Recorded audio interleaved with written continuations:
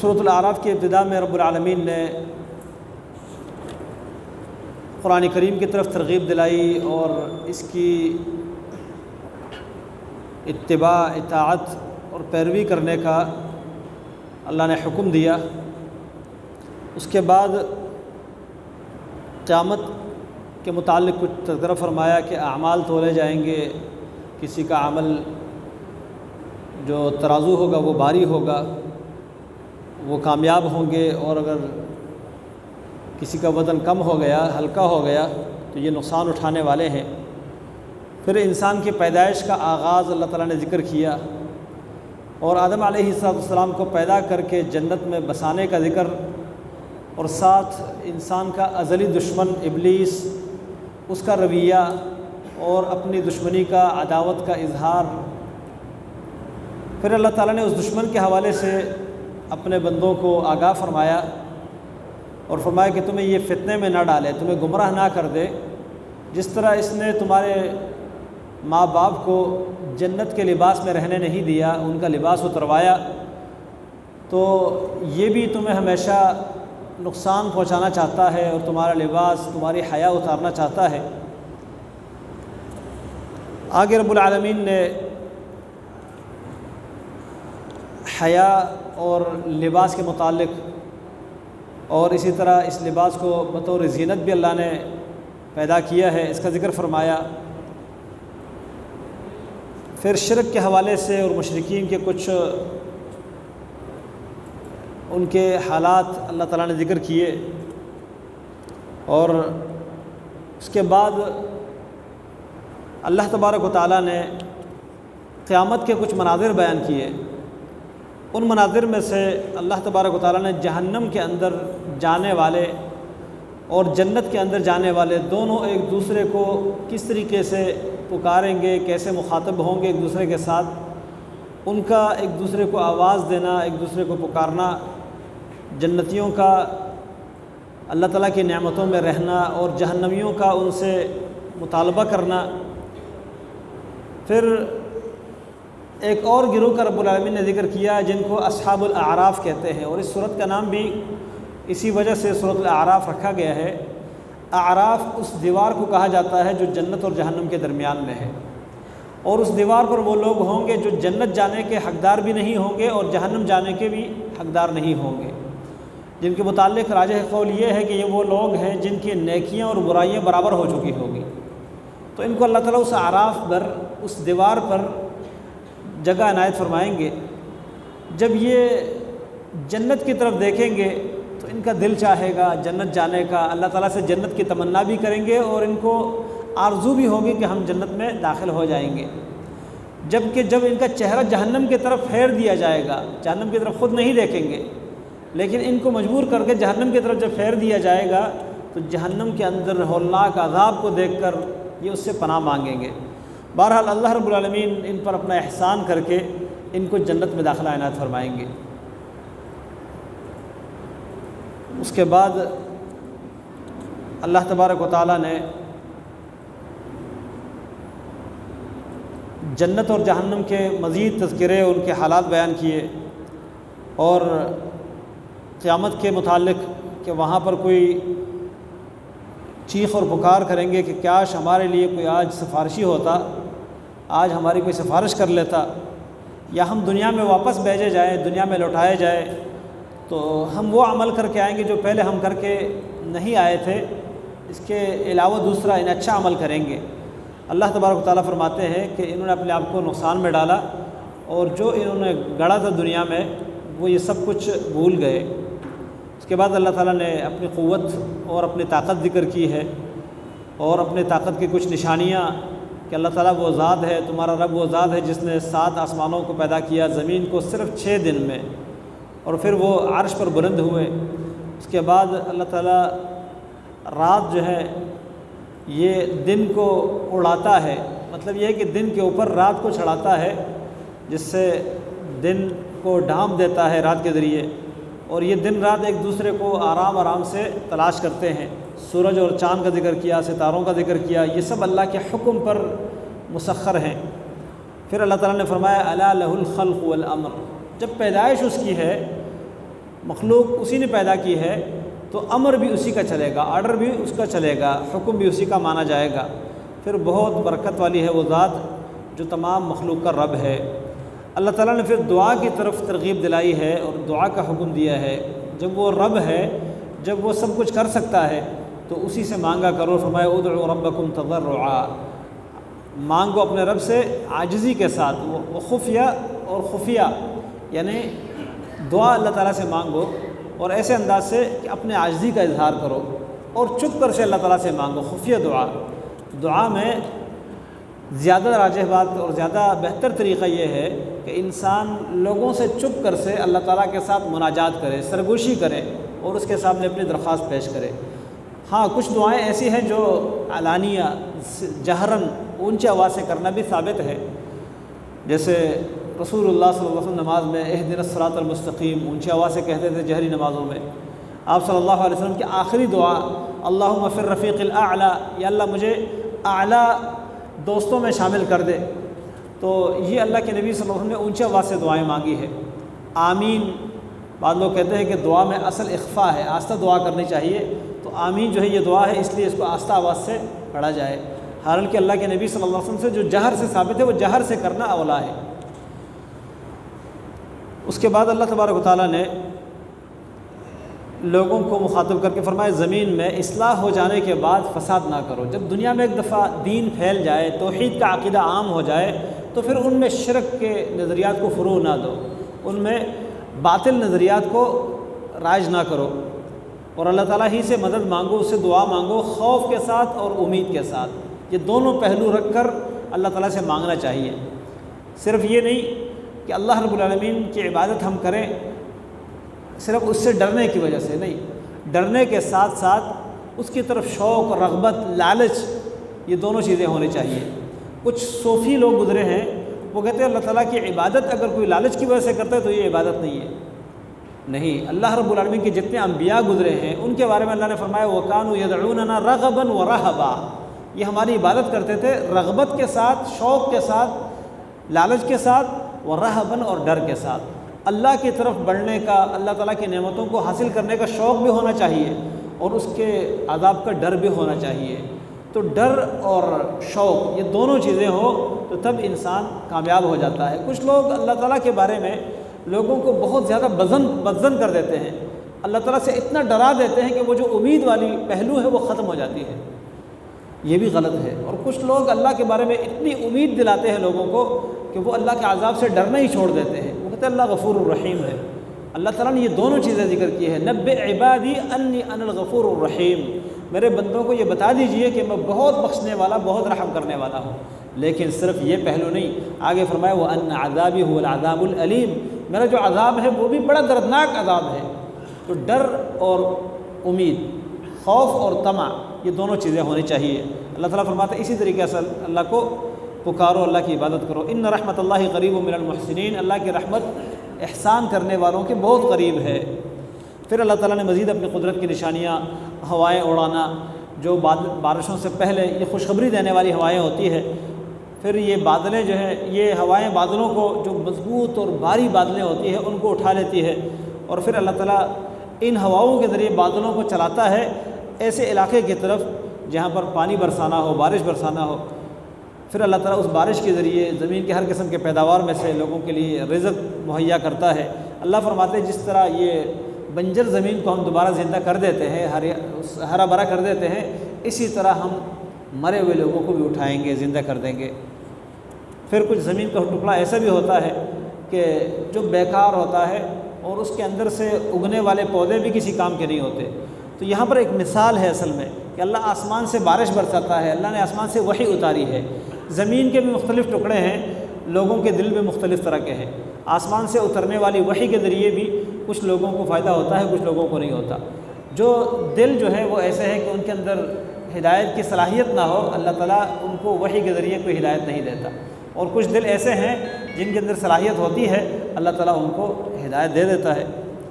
پھر آگے اللہ تعالیٰ نے انبیاء کا تذکرہ کیا، ایک لمبی لسٹ انبیاء کی اللہ تعالیٰ نے رکھی۔ نوح علیہ السلام کا ذکر ہے، اپنی قوم کے ساتھ ان کا کیسے مکالمہ رہا۔ اسی طرح ہود علیہ السلام کا ذکر، ان کا اپنی قوم کے ساتھ مباحثہ، مکالمہ اور قوم کا ان کے خلاف جو جواب انہوں نے دیا، صالح علیہ السلام کا ذکر کیا، اس کے بعد شعیب علیہ السلام کا ذکر، اور ان کی دعوت کا بڑا پیارا انداز اللہ تعالیٰ نے پیش کیا۔ آگے لوط علیہ السلام کا تذکرہ، ان کی قوم کی برائیوں کا اللہ نے ذکر کیا کہ ایسی برائیاں اس قوم کے اندر موجود تھی جو ان سے پہلے کسی قوم میں نہیں پائی گئی، اور بہت زیادتی کرنے والی قوم، ان پر اللہ تعالیٰ کا عذاب۔ آگے قوم شعیب کا ہلاک ہونا اور شعیب علیہ السلام کا ان کے اوپر اپنے کلمات کا اظہار کرنا۔ آگے بہت سارے انبیاء کا ذکر ہے۔ پھر اللہ تعالیٰ نے موسیٰ علیہ السلام اور ہارون علیہ السلام کا ذکر کیا ہے۔ موسیٰ اور ہارون علیہ السلام کا بنی اسرائیل، پہلے تو فرعون کے ساتھ ان کا معاملہ، ان کا مکالمہ، دعوت کا ایک انداز، اس کے بعد بنی اسرائیل کے ساتھ ایک لمبی داستان اللہ نے بیان کی، اور بنی اسرائیل کا موسیٰ علیہ السلام کو ستانا، ان کو اذیت دینا۔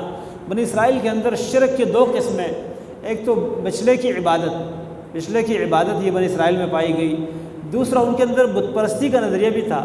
جب کسی دریا سے، یہ دریا کو کراس کر کے ہجرت کرتے ہوئے کچھ ایسے لوگوں پر سے ان کا گزر ہوا جو بتوں کی عبادت کر رہے تھے وہ لوگ، تو انہوں نے کہا اجعل لنا آلہۃ الہا کما لہم آلہہ، موسیٰ ہمارے لیے بھی ایسا کوئی معبود بنا لے جس طرح ان کا معبود ہے۔ ان کے اندر یہ چیز تھی کہ جو معبود سامنے ہو، نظر آئے، اس کی ہم پوجا کریں، جبکہ یہ نظریہ بہت غلط نظریہ ہے۔ ہمارے معاشرے میں کچھ لوگ ہیں مسلمانوں میں سے، ان کے اندر نظریہ ہے، ان کے اندر کہتے ہیں تصور شیخ کا نظریہ۔ تصور شیخ، شاید یہ بات آپ پہلی دفعہ سن رہے ہوں گے کچھ۔ تصور شیخ یعنی جو اب نماز پڑھ رہے ہیں تو اب اپنے شیخ کو اپنے ذہن میں لائے، اپنے بزرگ کو اپنے ذہن میں لائے۔ اسی طرح کچھ لوگ بزرگوں کے مجسمے، ان کی تصویریں سامنے رکھتے ہیں کہ ہمیں، اچھا وہ یہ نہیں کہتے کہ ہم ان کی عبادت کرتے ہیں، ان کی عبادت نہیں کرتے، لیکن یہ بڑے نیک لوگ گزرے تھے، بڑے تقویدار، پرہیزگار، اللہ کے ولی، ان کو ہم اپنے سامنے رکھیں گے، ان کا تصور ہمارے ذہن میں آئے گا تو ہمارے اندر بھی یہ جذبہ پیدا ہوگا نیکی کا کہ جو درجہ اللہ نے ان کو دیا ہے ہمیں بھی اس طرح درجہ مل جائے۔ یہ نظریہ اصل میں جو نوح علیہ السلام کی قوم میں شرک کا آغاز ہوا وہ اسی طریقے سے ہوا۔ اس کے بعد اللہ تبارک و تعالیٰ نے مزید بنی اسرائیل کا، اللہ تعالیٰ کی نعمتوں کی ناشکری کا ذکر کیا، اور ان پر جب جہاد فرض ہوا، اس جہاد سے جان چھڑانے کے لیے انہوں نے جو راستے اپنائے اس کا ذکر کیا۔ اللہ کی طرف سے موسیٰ علیہ السلام کو ملنے والی نشانیوں کا ذکر، 9 نشانیاں اللہ تعالیٰ نے ان کو عطا فرمائی تھی کہ ان لوگوں پر اللہ تعالیٰ نے بطور عذاب اور بطور تنبیہ یہ نشانیاں مسلط کر دی تھی کہ اللہ تعالیٰ نے طوفان بھیج دیا ان کے اوپر، ٹڈیاں بھیج دی، اسی طرح جوئیں، مینڈک، خون، یہ مختلف نشانیاں تھیں جو کہ ان کے لیے ایک عذاب بھی تھا اور اللہ تعالیٰ کی طرف لوٹانے کا ایک ذریعہ بھی تھا۔ لیکن ان لوگوں نے اللہ کی طرف لوٹنے کے بجائے جب کوئی نشانی آتی، موسیٰ علیہ السلام سے دعا کرتے کہ اللہ، موسیٰ اللہ تعالیٰ سے دعا کر یہ عذاب ہم سے ہٹا دے تو ہم لوٹ آئیں گے اللہ کی طرف۔ جب اللہ تعالیٰ ان سے وہ بیماری، وہ تکلیف، وہ پریشانی ہٹا دیتا، یہ پھر اللہ تعالیٰ کی نافرمانی پر اتر آتے اور سرکشی کرتے۔ تو ہر طرح کی عہد شکنی انہوں نے کی ہے۔ اس کے بعد اللہ رب العالمین نے مزید ان کے جو موسیٰ علیہ السلام کے ساتھ ان کا رویہ تھا، گستاخانہ رویہ، اس کا ذکر کیا، اور موسیٰ علیہ السلام کے بعد پھر ان کے حالات اللہ تعالیٰ نے بیان کیے۔ بیچ میں اللہ رب العالمین نے یہ بات بھی بیان فرمائی کہ میں اپنی آیتوں سے ان لوگوں کو پھیر دوں گا جو زمین میں تکبر کرتے ہیں ناحق۔ سأصرف عن آیاتی الذین یتکبرون فی الارض بغیر الحق، زمین میں ناحق تکبر کرنے والے اللہ تعالیٰ فرماتے ہیں اپنی آیتوں سے ان کو پھیر دوں گا۔ کیا مطلب؟ یعنی اللہ تعالیٰ کی آیتوں سے وہ فائدہ نہیں اٹھا سکتے، آیتوں سے ہدایت حاصل نہیں کر سکتے جو تکبر کرنے والے ہیں۔ اس کے بعد فرمائے جب یہ اللہ تعالیٰ کی نشانی دیکھتے ہیں اس پر ایمان نہیں لاتے، اور اگر ہدایت کا راستہ دیکھتے ہیں اس کو اپناتے نہیں، اور اگر برائی کا راستہ، گمراہی کا راستہ دیکھ لیتے ہیں اس کو اختیار کر لیتے ہیں۔ جو اللہ تعالیٰ کی آیتوں کو جھٹلاتے ہیں، اللہ فرماتے ہیں ان کے اعمال سارے برباد ہیں۔ پھر موسیٰ علیہ السلام کی قوم کے مزید جو موسیٰ علیہ السلام کے ساتھ کیے ہوئے معاہدے انہوں نے توڑ ڈالے، اور موسیٰ علیہ السلام پر جب کتاب نازل ہوئی اس کتاب کے بعد انہوں نے اللہ تعالیٰ کے ساتھ شریک بنا لیا، بچھڑے کی عبادت کی۔ موسیٰ علیہ السلام نے آ کر اپنے بھائی پر اپنے غصے کا اظہار کیا، داڑھی سے پکڑا اور کہا کہ آپ نے ان کو سمجھایا نہیں، انہوں نے کہا کہ اے میرے ماں کے بیٹے، میں نے تو ان کو سمجھایا تھا، لیکن میں اس بات سے ڈرا کہ آپ کہیں گے کہ آپ نے بنی اسرائیل میں پھوٹ ڈال دی ہے۔ مطلب میں جو سمجھانے کی کوشش تھی وہ تو میں نے کر لی، لیکن زبردستی ان سے نہیں کر سکتا تھا، اس لیے کہ یہ لوگ باز آنے والے تھے نہیں۔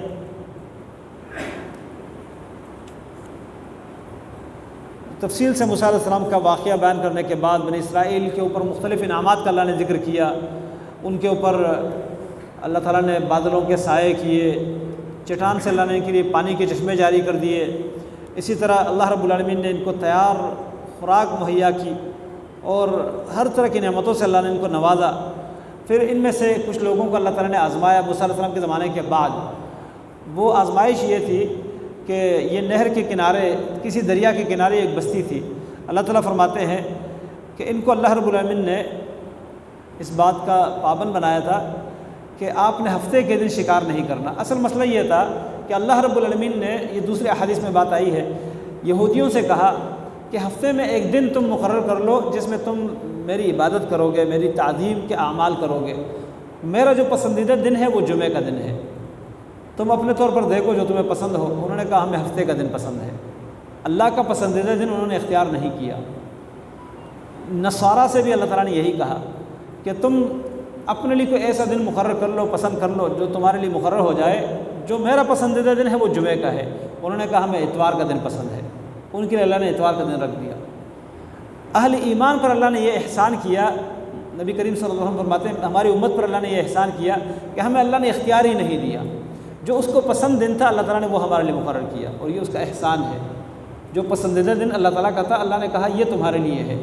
پھر اس میں اللہ تعالیٰ نے ہمارے لیے بڑی خیر اور برکت رکھی ہے۔ نبی علیہ السلام فرماتے ہیں کہ جن دنوں پر سورج طلوع ہوتا ہے ان دنوں میں سب سے افضل دن، مطلب دنیا کے دن، دنیا کے تمام دنوں میں سب سے افضل دن جمعہ کا دن ہے۔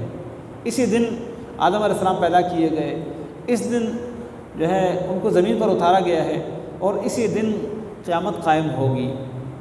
تو یہ دن بڑا بابرکت دن ہے۔ یہاں پر یہ بات بھی بیچ میں کرتا چلوں کہ لوگ ایک دوسرے کو جمعے کا مبارکباد دیتے ہیں، جمعہ مبارک، یہ چیز ثابت نہیں ہے۔ مبارک ہے، برکت کا دن ہے، لیکن اس کے مبارکباد دینا یہ سنت سے ثابت نہیں ہے، سلف سے، صحابہ کرام سے ثابت نہیں ہے۔ اس دن جو عمل ثابت ہے وہ یہ ہے کہ انسان سنت کے مطابق یہ دن گزارے۔ اس دن اور رات اللہ کے نبی صلی اللہ علیہ وسلم پر کثرت سے درود پڑھے۔ اس دن اور رات کو سورۃ الکہف کی تلاوت کی توفیق ملے تو وہ کرنی چاہیے۔ اس دن اور رات میں زیادہ سے زیادہ انسان وہ اعمال کریں جو اللہ تعالیٰ کے ہاں قربت کا ذریعہ ہے۔ دعا کرنے کی ترغیب آئی ہے کہ جمعے کے دن خاص کر ایک گھڑی ہے جس کی اللہ تعالیٰ نے وضاحت نہیں کی، نبی علیہ السلام نے اس گھڑی کو مبہم رکھا ہے۔ مختلف اوقات کے بارے میں کچھ روایتیں ملتی ہیں، لیکن ایک ایسی گھڑی ہے جو بڑی مختصر ہے، اس میں جو بھی اللہ سے دعا کی جاتی ہے وہ دعا قبول کی جاتی ہے۔ فجر کی نماز میں نبی کریم صلی اللہ علیہ وسلم الف لام میم السجدہ اور سورۃ الدہر کی تلاوت کیا کرتے تھے، جس میں دنیا کی پیدائش کا اور دنیا کے دوبارہ ویران ہونے کا اور قیامت قائم ہونے کا تذکرہ موجود ہے، جنت اور جہنم کا تذکرہ موجود ہے۔ تو اس دن قیامت قائم ہوگی، اس طرف ترغیب دلائی جاتی ہے، توجہ دلائی جاتی ہے۔ اسی طرح پہل کر کے، غسل کر کے مسجد کی طرف آنا، اور اپنے آپ کو انتہائی صاف ستھرا کر کے، خوشبو لگا کر، تیل لگا کر، اچھے کپڑے پہن کر مسجد کی طرف پہلے وقت میں آنے کی ترغیب دلائی گئی ہے۔ مسجد میں آتے ہوئے لوگوں کے درمیان جدائی نہ کرے، آپس میں لوگوں کو نہ لڑائے، یا مسجد پہنچ کر جو بیٹھے ہوئے صفوں میں ان کو پلانگتے ہوئے آگے نہ جائے۔ امام کے قریب بیٹھ کر جو اللہ تعالیٰ نے نماز کی توفیق دی وہ نماز پڑھیں، اس کے بعد خاموشی کے ساتھ بیٹھ کر خطبہ سنیں، اور خطبہ سننے سے فارغ ہو کر جب انسان نماز پڑھ کے لوٹتا ہے، اللہ تعالیٰ اس جمعے سے اگلے جمعے تک اور 3 دن اضافی کے سارے گناہ اللہ تعالیٰ معاف کر دیتا ہے۔ اتنی بڑی فضیلت اللہ نے اس دن کے رکھی ہے۔ بہرحال اور بھی اس کے فضائل ہیں۔ تو جمعے کا دن جو ہے یہ اللہ تعالیٰ کو بڑا پسند ہے۔ نبی علیہ السلام فرماتے ہیں جب یہودیوں نے اپنے لیے ہفتہ مقرر کیا، عیسائیوں نے اتوار مقرر کیا، اللہ نے ہمیں بغیر اختیار کے جمعے کا دن دے دیا۔ اس پر ہم سے وہ لوگ بڑے چڑھتے ہیں، بہت حسد کرتے ہیں۔ 3 باتوں پر یہودی ہم سے حسد کرتے ہیں، ایک جمعے کے دن کی وجہ سے، ایک سلام کہنے کی وجہ سے، اور ایک امام کے پیچھے آمین کہنے کی وجہ سے۔ صحیح ابن خزیمہ کی روایت میں یہ بات ہے۔ اچھا، تو بہرحال ان پر ہفتے کا دن جب مقرر کیا گیا، ان کا پسندیدہ دن تھا، اللہ نے اس میں ان کو آزمایا۔ اس دریا میں مچھلیاں آتی تھی پانی کے اوپر، ظاہری سامنے نظر آتی تھی، تو اللہ تعالیٰ نے ان کو منع کیا تھا کہ تم نے مچھلیوں کا شکار نہیں کرنا اس دن۔ اب یہاں پر یہ بات بھی ذہن میں رہنی چاہیے کہ اللہ کی طرف سے جب انسان کو کسی چیز سے روکا جاتا ہے، کسی چیز کو حرام کر دیا جاتا ہے، اور اس حرام تک پہنچنے کا راستہ جتنا آسان ہوتا ہے اتنی بڑی ہمارے لیے آزمائش ہوتی ہے۔ پیچھے آپ نے سورۃ المائدہ میں یہ غالباً سورۃ المائدہ میں یہ آیت گزری ہے، اللہ تعالیٰ نے اس امت کے کچھ لوگوں کو آزمایا، اے ایمان والو اللہ تمہیں آزمائے گا کچھ شکار کے ساتھ، تنالہ ایدیکم ورماحکم، تمہارے ہاتھ اور تمہارے نیزے ان تک پہنچیں گے، حرم کے حدود میں، احرام کی حالت میں شکار تمہارے سامنے آئے گا، تمہارے نیزے پہنچیں گے اس شکار تک، تمہارے ہاتھ پہنچیں گے۔ اللہ تعالیٰ تمہیں آزمانا چاہتا ہے۔ بنی اسرائیل کو اللہ نے آزمایا، مچھلیاں سامنے آتی تھی لیکن اللہ تعالیٰ نے منع کیا تھا۔ تو جہاں کہیں بھی گناہ کا موقع انسان کو ملتا ہو، نافرمانی کا موقع ملتا ہو، آسانی سے یہ انسان کو سمجھ لینا چاہیے کہ میرے لیے بڑی آزمائش ہے، بڑا امتحان ہے۔ تو یہاں ان کو یہ آزمایا گیا لیکن اس امتحان میں یہ فیل ہو گئے، انہوں نے حیلہ اختیار کیا۔ مچھلی جو ہے وہ شکار تو ہفتے کو نہیں کرتے تھے، لیکن اس دریا سے انہوں نے پانی کے لیے الگ راستے بنا دیے، مچھلیاں وہاں جاتی تھی اور اتوار کے دن یہ پکڑ لیتے تھے کہ تم نے ہفتے کو شکار تو نہیں کیا، ہم نے اتوار کو کر لیا۔ کچھ لوگ ان کو منع کرتے تھے، ان لوگوں نے کہا کہ ہم تو اللہ تعالیٰ کے لیے، اللہ کے سامنے اپنے گردن خلاصی کے لیے اور اپنی ذمہ داری پوری کرنے کے لیے ان کو منع کرتے ہیں۔ کچھ لوگ تھے، انہوں نے کہا کہ تم ایسے لوگوں کو کیوں سمجھاتے ہو جن کو اللہ ہلاک کرنا چاہتا ہے، ان کو چھوڑ دو۔ اللہ تعالیٰ فرماتے ہیں کہ ان تینوں گروہوں میں سے ہم نے ان کو نجات دی جو برائی سے منع کرتے تھے۔ اب کسی جگہ برائی ہو رہی ہو اور برائی نہ کرنے والے بھی ہو لیکن برائی سے روکنے والے بھی ہو، جو روکنے والے ہیں نجات ان کو ملے گی، جو روکنے والے نہیں ہیں اور برائی کرنے والے ہیں دونوں نجات کے حقدار نہیں ہیں۔ اس کے بعد اللہ تبارک و تعالیٰ نے ایک شخص کی مثال بیان کی ہے جس کو اللہ نے علم دیا تھا۔ اس کے بارے میں کہا جاتا ہے یہ بلعام بن باعور ایک شخص تھا، بلعام بن باعور، اس کو اللہ تعالیٰ نے بڑا علم دیا تھا، اور اللہ تعالیٰ چاہتا تھا کہ اس علم کے ذریعے اس کو بلند کر دے، اس کو اونچا مقام دے دے، لیکن اس علم کے ذریعے اس نے دنیا کے مفادات کو حاصل کرنا چاہا، اپنی خواہش کی پیروی کی، علم کے لباس سے یہ نکل گیا، علم کو عملی شکل میں نہیں اپنایا۔ اللہ تعالیٰ نے اس کی بدترین مثال دی ہے، اور ہمارے لیے بڑی تنبیہ ہے۔ اللہ تعالیٰ ہمیں ہدایت دے اور سمجھ دے، اللہ تعالیٰ ہمیں اس حالت سے محفوظ رکھے۔ علم جس کے پاس نہ ہو اس کی مثال جانوروں کی ہے، جس کے پاس علم نہ ہو اس کی مثال کس کی ہے؟ جانوروں کی ہے۔ لیکن جس کے پاس علم ہو اور علم پر وہ عمل نہ کرے وہ جانوروں سے بھی بدتر ہے، وہ جانوروں سے بھی بدتر ہے۔ اس آدمی کے بارے میں اللہ نے فرمایا فَمَثَلُهُ كَمَثَلِ الْكَلْبِ، جانوروں میں سے جو بدترین جانور ہے کتا، اس آدمی کی مثال کتے کی ہے۔ اللہ تعالیٰ نے علم دیا، آیتیں دی، لیکن ان آیتوں کو اس نے عملی شکل میں نہیں اپنایا۔ آگے اللہ تبارک و تعالیٰ کفار کے بارے میں بھی فرماتے ہیں، فرمایا ہم نے جہنم کے لیے کچھ ایسے لوگوں کو تیار کر رکھا ہے، جنات میں سے بھی اور انسانوں میں سے بھی۔ اس سے معلوم ہوتا ہے کہ جہنم میں جنات بھی جائیں گے اور انسان بھی، جن کے دل ہیں لیکن وہ ان دلوں پر سمجھ سے کام نہیں لیتے، لا یفقہون بہا، ان دلوں سے سمجھتے نہیں۔ وَلَهُمْ أَعْيُنٌ لَا يُبْصِرُونَ بِهَا، آنکھیں ہیں لیکن ان آنکھوں سے وہ دیکھتے نہیں۔ وَلَهُمْ آذَانٌ لَا يَسْمَعُونَ بِهَا، کان ہے لیکن ان کانوں سے سنتے نہیں۔ دنیا تو سنتے ہیں لیکن دین کی باتیں نہیں سنتے۔ فرمایا یہ لوگ جانوروں جیسے ہیں بلکہ ان سے بھی زیادہ گمراہ ہے اور یہ غافل ہے۔ پھر اللہ نے فرمایا اللہ تعالیٰ کے بڑے پیارے پیارے نام ہیں، انہی ناموں کے ساتھ اللہ تعالیٰ کو پکارو اور ان لوگوں کو چھوڑ دو جو اللہ کے ناموں میں ٹیڑھا پن اختیار کرتے ہیں۔ اللہ تعالیٰ کے نام وہ ٹیڑھا کر کے لیتے ہیں، ان کو چھوڑ دو۔ اس کے کئی معنی ہیں، اللہ تعالیٰ کو اپنی طرف سے نام دینا یہ بھی اس میں داخل ہے۔ اللہ تعالیٰ کا نام آیا ہے، اس نام کو آپ چھوڑ کر دوسرا نام دیتے ہیں۔ اور کچھ علماء نے یہ بھی ذکر کیا کہ اللہ تعالیٰ کے جو نام قرآن و سنت میں وارد ہیں انہی ناموں کے ساتھ اللہ تعالیٰ کو یاد کرنا چاہیے۔ اپنی طرف سے اللہ کو کوئی نام دے کے بھگوان کا لفظ اللہ کے لیے استعمال کرنا، گاڈ کا لفظ اللہ کے لیے استعمال کرنا، خدا کا لفظ اللہ کے لیے استعمال کرنا، اس کے بارے میں علماء کہتے ہیں یہ جائز نہیں ہے، کیونکہ اگر اللہ تعالیٰ کی کسی صفت کا معنی ہو، جیسے رزاق ہم کہتے ہیں روزی دینے والا، ٹھیک ہے، پروردگار رب کا معنی ہے، مالک یہ مالک عربی کا لفظ ہے، اردو میں بھی استعمال ہوتا ہے، مہربان رحیم کا معنی ہے، یہ کر سکتے ہیں۔ لیکن جو کسی نام کا معنی بھی نہ ہو اور اللہ تعالیٰ نے وہ نام اپنے لیے رکھا بھی نہ ہو تو وہ نام اللہ تعالیٰ کو نہیں دینا چاہیے۔ آپ میں سے کسی کا نام مثلا عبداللہ ہے، اس کو اگر عرب پکاریں گے کیا کہیں گے؟ عبداللہ۔ اردو میں پکارا جائے گا تو کیا کہا جائے گا؟ اللہ کے بندے، اللہ کے بندے کہہ کر پکارا جائے گا؟ نہیں۔ فارسی میں بلایا جائے گا بندے خدا، یہ کہہ کر پکارا جائے گا؟ نہیں، عبداللہ کہہ کر پکارا جائے گا۔ ساجد کسی کا نام ہے تو اردو میں اس کو پکاریں گے کیا کہیں گے؟ سجدہ کرنے والے۔ اللہ تعالیٰ کا جو نام ہے، لفظ اللہ، یہ اللہ کا اسم ذات ہے، اسم ذات علم۔ اب اللہ تعالیٰ کو جس زبان میں بھی آپ پکاریں گے اللہ کہہ کر پکاریں گے، یا اس کی کوئی صفت ذکر کریں گے تو اس کا معنی کر سکتے ہیں زبان میں، لیکن نام کا معنی، لفظ اللہ کا معنی نہیں کر سکتے کسی اور زبان میں۔ آگے اللہ تبارک و تعالیٰ نے مزید اللہ تعالیٰ دعوت دیتا ہے پوری دنیا کو، اولم ینظروا فی ملکوت السماوات والارض، زمین آسمان کی حکومت میں، بادشاہت میں یہ لوگ غور فکر نہیں کرتے جو اللہ تعالیٰ نے اس میں پیدا کیا ہے، اور قریب ہے کہ ان کا وقت قریب آ چکا ہو، تو یہ کس بات پر ایمان لائیں گے اللہ تعالیٰ کے اس قرآن کے بعد؟ جس کو اللہ گمراہ کر دے اس کو کوئی رہنمائی کرنے والا نہیں ہے۔ آگے اللہ تعالیٰ نے قیامت کے حوالے سے لوگوں کے سوالات، کہ یہ لوگ قیامت کے بارے میں سوالات کرتے ہیں کہ قیامت کب آئے گی، کب آئے گی؟ آپ کہہ دیں اس کا علم اللہ کے پاس ہے، اور اس قیامت کے بارے میں اللہ نے فرمایا کہ اس کی خبر زمین آسمان میں سب سے بھاری خبر ہے، ثقلت فی السماوات والارض، سب سے بڑی اور بھاری خبر جو ہے، وزنی خبر، وہ قیامت کی خبر ہے۔ اللہ اکبر۔ پھر اللہ تعالیٰ نے نبی صلی اللہ علیہ وسلم کے بارے میں فرمایا کہ آپ ان لوگوں سے کہہ دیجئے کہ میں اپنے نفس کے لیے نفع اور نقصان کا مالک نہیں ہوں، مگر جو اللہ چاہے اسی کا میں، جس کا اللہ نے مجھے مالک بنایا ہے بس، اور اگر میں غیب جانتا تو میں بہت خیر حاصل کرتا اور مجھے کوئی تکلیف نہ پہنچتی۔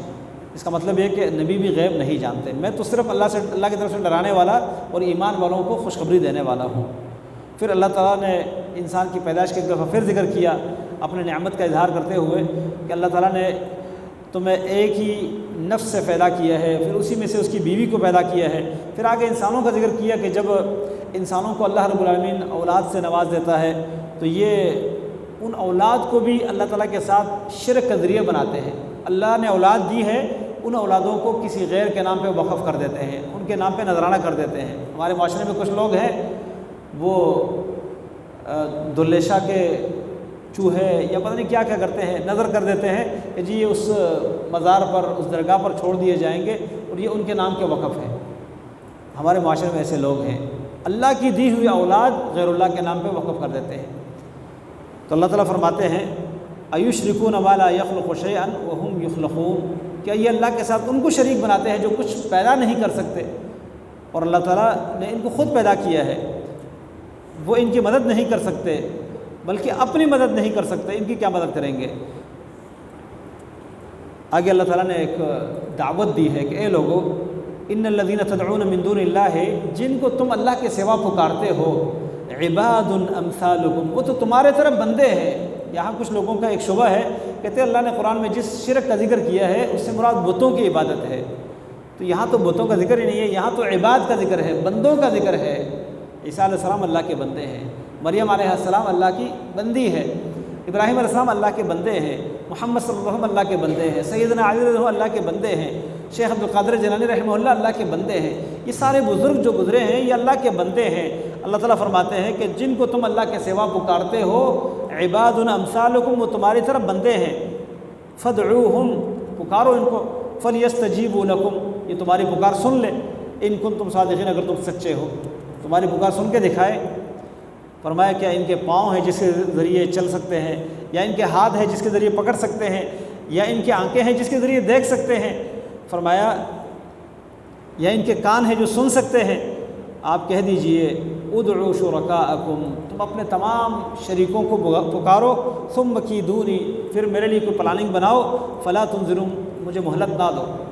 پھر اللہ تعالیٰ نے یہ دعوت دی کہ ان کو یہ سمجھا دے، ان ولی اللہ، میرا دوست تو اللہ ہے، الذی نزل الکتاب، جس نے کتاب اتاری ہے، وہو یتولی الصالحین، اور وہ نیک لوگوں سے دوستی کرتا ہے۔ اللہ تعالیٰ ہمیں بھی ان نیک لوگوں میں سے بنا دے جن سے اللہ دوستی کرتا ہے۔ پھر آگے مزید شرک کا رد کرتے ہوئے پھر اللہ تعالیٰ نے فرمایا اگر شیطان کی طرف سے کوئی وسوسہ تمہیں پہنچے تو اللہ تعالیٰ کی پناہ مانگ لے، شیطان کے وسوسے سے اللہ کی پناہ مانگ لے۔ اور مومن بھی ایسا ہی کرتے ہیں، جب ان کو کوئی وسوسہ پہنچتا ہے شیطان کی طرف سے کسی برائی کی طرف، تو فوراً اللہ کو یاد کر دیتے ہیں اور رک جاتے ہیں۔ آگے اللہ تعالیٰ نے قرآن کے آداب بیان فرمائے ہیں کہ جب قرآن کریم پڑھا جاتا ہے فاستمعوا له، اس کو غور سے سنو، وانصتوا، اور خاموش ہو جاؤ۔ انصات مانا آوازوں کو پست کر دو، لعلکم ترحمون، تاکہ تم پر رحم کیا جائے۔ جب بھی قرآن پڑھا جائے اس کے آداب میں سے یہ ہے کہ اس کو سنا جائے اور اس کے لیے خاموشی اختیار کی جائے۔ یہ سورۃ الاعراف مکی صورت ہے۔ اس آیات کے متعلق کچھ لوگوں کا خیال یہ ہے کہ نماز میں امام کے پیچھے فاتحہ پڑھنے سے اس آیت میں منع آیا ہے، جبکہ امام کے پیچھے فاتحہ پڑھنا کیا جماعت کے ساتھ نماز پڑھنا یہ مکہ میں تھا ہی نہیں۔ جماعت کے ساتھ نماز کی ادائیگی مکہ میں نہیں ہوئی، اس کا جو آغاز ہوا مدینہ میں ہوا ہے۔ مکہ میں انفرادی نماز پڑھتے تھے، چپ چپا کے پڑھتے تھے، لیکن اجتماعی نماز کا جو طریقہ آیا ہے اور شروع ہوا ہے یہ مدینہ میں شروع ہوا ہے۔ تو آیات جب مکی ہے اس کا تعلق جماعت کے ساتھ کیسے ہو سکتا ہے؟ پھر دوسری بات یہ ہے کہ یہ آیات یہ عام ہے، اگر ہم نماز کے ساتھ بھی اس کو لگا لیں تو گنجائش بنتی ہے، کیونکہ عام حکم ہے اور یہ قاعدہ ہے کہ الفاظ کا جو عموم ہے اس کو دیکھا جاتا ہے۔ تو جب بھی قرآن پڑھا جائے تم اس کو سنو۔ اب قرآن پڑھا جا رہا ہوتا ہے تو اس کا مطلب کیا یہ ہے کہ تم کچھ بھی نہ پڑھو، اب اللہ اکبر بھی نہ کہو۔ اب آ کر نماز میں شامل ہوتے ہیں کچھ لوگ، کیا کرتے ہیں، نیت کرتا ہوں 4 رکعت نماز کی یا 2 رکعت نماز کی، اس امام کے پیچھے، آگے امام قرأت کر رہا ہوتا ہے، یہ سب کچھ نہیں کہنا چاہیے۔ کچھ لوگ آ کے فجر کی جماعت ہو رہی ہوتی ہے، پیچھے سنتے پڑھ رہے ہوتے ہیں، قرأت سن رہے ہوتے ہیں، تو کیا اس آیت کی مخالفت نہیں ہے؟ ہم کہتے ہیں کہ یہ آیات جس پر نازل ہوئی ہے وہ کون ہے؟ امام الانبیاء محمد رسول اللہ صلی اللہ علیہ وسلم، اور آپ صلی اللہ علیہ وسلم اس کی جو تفسیر جانتے تھے، دنیا میں کوئی اور اس طرح تفسیر نہیں جان سکتا۔ تو اللہ کے نبی صلی اللہ علیہ وسلم پر یہ آیات نازل ہوئی، آپ نے اس آیات کے نازل ہونے کے بعد بھی یہ حکم دیا ہے کہ من صلی صلاۃ لم یقرأ فیہا بأم القرآن فہی خداج خداج خداج غیر تمام، جس نے کوئی بھی نماز پڑھی جس میں سورۃ الفاتحہ نہ پڑھی ہو وہ نماز ناقص ہے، ناقص ہے، ناقص ہے، پوری نہیں ہے۔ اسی طرح آپ صلی اللہ علیہ وسلم مقتدیوں کو دیکھتے ہیں، آپ نے فجر کی نماز کے بعد مقتدیوں سے کہا لعلکم تقرؤون خلف امامکم، شاید تم اپنے امام کے پیچھے قرأت کرتے ہو۔ صحابہ کرام نے فرمایا انا لنحض حظا، ہاں اللہ کے نبی ہم جلدی جلدی پڑھتے ہیں۔ آپ نے فرمایا فلا تفعلوا، ایسا نہ کرو، الا ان یقرأ احدکم بفاتحۃ الکتاب فی نفسہ، مگر یہ کہ تم میں سے ہر شخص فاتحۃ الکتاب اپنے دل میں پڑھ لے، نفس سے مراد اپنے پاس پڑھ لے، آستہ پڑھ لے۔ اچھا، دل میں پڑھنے کا کچھ لوگ مانا لیتے ہیں کہ دل میں غور کریں، غور کرنے کو قرأت نہیں کہتے، غور کرنے کو تدبر کہتے ہیں، تفکر کہتے ہیں۔ لیکن الا ان یقرأ احدکم، یقرأ قرأت میں زبان کی حرکت ہوتی ہے، قرأت کا تعلق زبان سے ہے، کہ تم میں سے ہر ایک پڑھ لے فاتحۃ الکتاب فی نفسی، اپنے پاس، یعنی آستہ۔ اور اس میں جو اللہ نے حکم دیا ہے وَإِذَا قُرِئَ الْقُرْآنُ فَاسْتَمِعُوا، جب قرآن پڑھا جاتا ہے تو تم اس کو سنو، وَأَنصِتُوا، اور خاموش ہو جاؤ۔ تو خاموشی کا مطلب کیا ہے؟ خاموشی کا مطلب ہے کہ اونچی آواز سے نہ پڑھو، کیونکہ خاموشی اور آستہ پڑھنا یہ ایک دوسرے کے منافی نہیں ہے۔ اس کی دلیل صحیح بخاری کی حدیث ہے، ابو ہریرہ رضی اللہ عنہ بہت زیادہ حرص کرنے والے صحابی ہے خیر کے اوپر، کہتے ہیں نبی علیہ السلام جب اللہ اکبر کہتے ہیں نماز کے شروع میں، اس کے بعد کچھ دیر کے لیے خاموش ہو جاتے ہیں۔ کیا ہوتے؟ کچھ دیر کے لیے خاموش ہو جاتے ہیں۔ تو میں نے سوال کیا کہ اللہ کے نبی صلی اللہ علیہ وسلم، میرے ماں باپ آپ پر قربان ہوں، آپ جب اللہ اکبر کہتے ہیں اس کے بعد، اور جب آپ قرأت شروع کرتے ہیں، قرأت شروع کرنے سے پہلے بیچ میں آپ خاموشی اختیار کرتے ہیں، اس خاموشی کے دوران آپ کیا پڑھتے ہیں؟ کیا مطلب؟ خاموشی اختیار کرتے ہیں اور پڑھتے ہیں، یعنی خاموشی اختیار کرنا اور پڑھنا آستہ یہ ایک دوسرے کے منافی نہیں ہے۔ آپ خاموشی اختیار کرتے ہیں، اس میں آپ کیا پڑھتے ہیں؟ اس کا مطلب ہے کہ خاموشی جب اختیار کی جاتی ہے اس میں آستہ پڑھنا یہ خاموشی کے منافی نہیں ہے۔ تو یہاں پر اللہ نے فرمایا وَأَنصِتُوا لَهُ، وَأَنصِتُوا، اور خاموش ہو جاؤ۔ خاموشی یعنی آواز اونچی نہ کرو، آستہ پڑھنا خاموشی کے خلاف نہیں ہے۔ اور اللہ کے نبی صلی اللہ علیہ وسلم کے احادیث پر عمل بھی ہوگا۔ آپ نے فرمایا لا صلاۃ لمن لم یقرأ بفاتحۃ الکتاب، کوئی نماز نہیں ہوتی جو نماز میں فاتحہ نہ پڑھے اس شخص کی۔ تو بہرحال یہ آیات یہ عام ہے، اس میں جب بھی قرآن پڑھا جاتا ہے اس کو سننا چاہیے، اس کے لیے خاموش ہونا چاہیے، لیکن جب فاتحہ پڑھنے کی باری ہو تو فاتحہ پڑھنا چاہیے۔ جیسے اللہ تعالیٰ نے فرمایا حرمت علیکم المیتہ، تم پر مردار یعنی مرے ہوئے جانور کو حرام کر دیا گیا ہے۔ اب قرآن نے کہہ دیا، ایک آدمی مچھلی لا کر آپ کو دیتا ہے کہ آپ مچھلی کھا لے، آپ کہیں گے نہیں نہیں یہ تو مرا ہوا ہے، اس کو تو ذبح نہیں کیا ہوا، مری ہوئی مچھلی میں کیسے کھاؤں؟ آپ کہتے ہیں قرآن کی آیت میں اللہ نے فرمایا حرمت علیکم المیتہ، میتہ مرے ہوئے جانور کو، مری ہوئی مچھلی کو اللہ نے حرام کر دیا ہے، تو یہ تو حرام ہے۔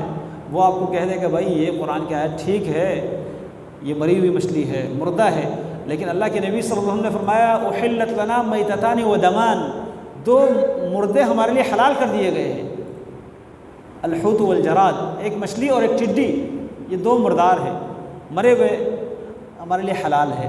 اب قرآن کی آیت آپ 100 دفعہ پیش کریں کہ جی مرا ہوا جانور جو ہے وہ حرام ہے اور یہ مچھلی مری ہوئی ہے اس لیے میں نہیں کھاتا، تو وہ آپ کو کہے گا کہ اللہ کے نبی صلی اللہ علیہ وسلم اس آیات کا مطلب زیادہ جانتے تھے یا آپ زیادہ جانتے تھے؟